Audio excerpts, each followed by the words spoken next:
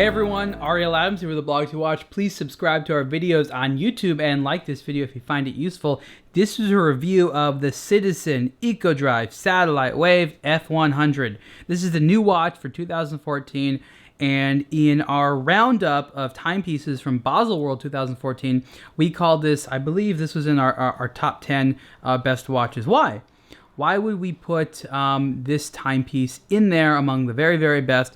Well, I'll tell you why. Now, this is a quartz watch, as you can see. This is not a mechanical watch, but it is satellite controlled. This is of the newer crop of satellite controlled watches that are able to receive a signal from a GPS to update the time so that it's accurate anywhere in the world. And we've talked about these before, and I don't feel like going into the whole comparison of satellite controlled versus atomic clock radio controlled and all that. And this is not Citizen's first satellite controlled watch. That began with a different version of the Wave. I don't remember what it was called. It was called the Wave something, which was big and crazy looking and very expensive and interesting and innovative. And it was cool. So I guess the claim to fame of this particular watch when it comes to the ecosystem of satellite controlled timepieces is the design and the size. Even though this watch is 45 millimeters wide, it is probably the smallest and maybe the lightest of the satellite controlled timepieces available. And there are various ones available from the other big Japanese brands, including Seiko and Casio, and each of them have their pluses and minuses.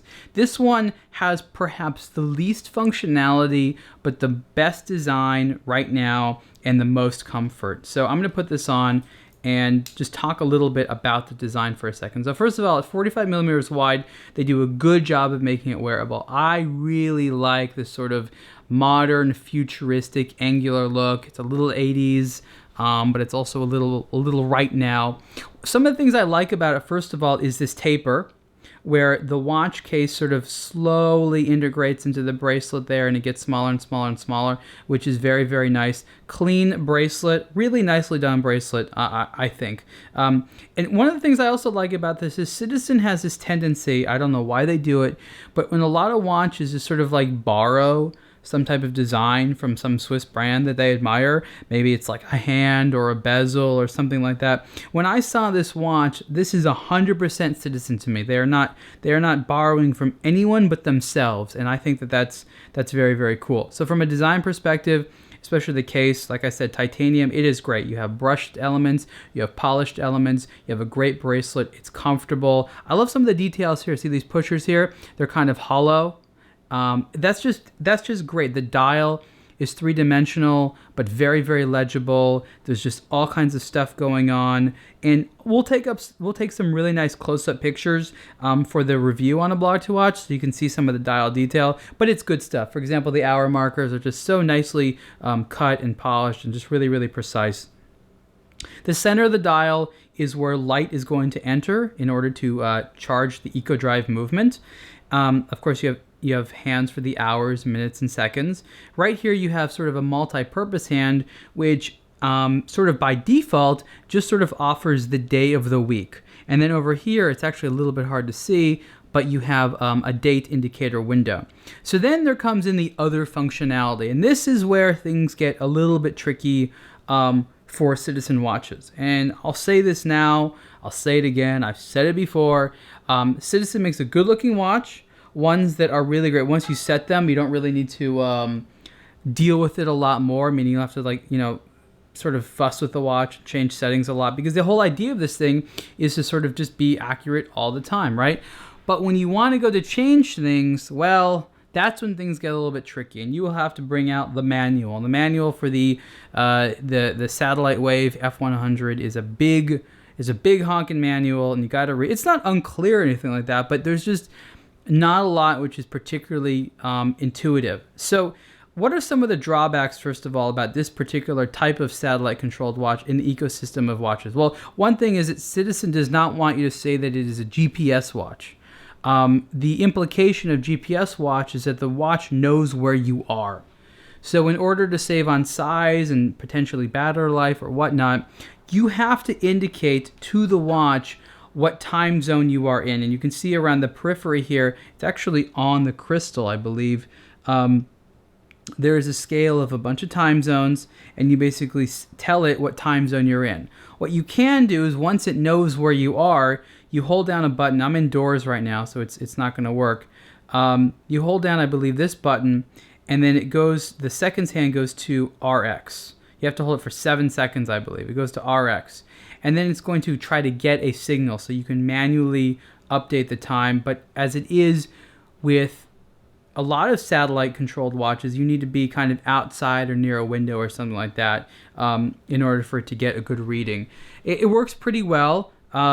Again, if you're inside, it's not going to work that great, but that's just sort of how it does. And it can be like that for a long time. So now that I'm inside and it doesn't know what time it is, or it can't see a satellite. I mean, it knows what time it is now, but it doesn't have a satellite connection. It's going to just sort of wait for a while. I'm sure I can manually take it out of this mode.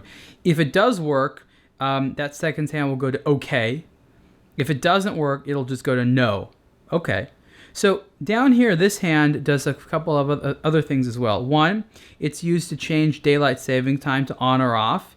You have to do that manually, fine. And then on the other side there, it's a little hard to see. There's a little scale, which is a power reserve indicator for the battery, which is kind of cool.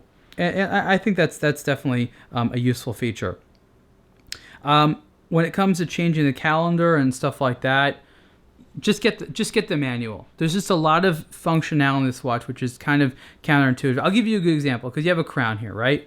And most crowns have two settings where you pull it out one stop and then you pull out two stops. So you pull out one stop and you turn it, and I'm not even sure what it's doing actually. It's doing something, but the hand. Okay, so now you're changing. I believe. Yeah, right here. So that's changing daylight savings, pulling the crown out one time. Okay, let's pull it out another stop. And it doesn't do anything.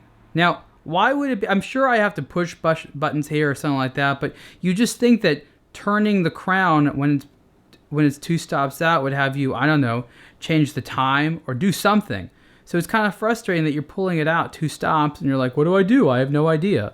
And again, that's just sort of one of the things that happens with Citizen's user interface. I think it makes sense to them, and that's fine, but you just sort of have to keep the manual handy. And if the manual's not around, you can go online. I believe that Citizen has a really good tutorial section, but I'll just keep saying it. You know, their watches, when it comes to adjusting them, are just not intuitive. And maybe if you sort of understand their language and you only wear Citizen, one watch will kind of work, you know, similar to another. And I think that's true. But over the last couple of years, I found that a lot of these, like, especially the most beautiful Citizen timepieces that have these complex functionality, I can never figure out how to use them. I remember a review, I forget the name of the watch. You can find it on our channel from a couple of years ago. I couldn't figure out how to use a chronograph. Like, I legitimately couldn't figure out how to use a chronograph. I was like, I've never not been able to figure out how to use a chronograph on a watch. And in this particular model, that was an issue. So, that's one of the things I think Citizen can improve on, is just making their watches a little bit more easy to use and intuitive. But when it comes to design and functionality and size and wearing comfort, the Satellite Wave F100 just sort of has it all there. Retail price for the watch is $2,000. So that's up there.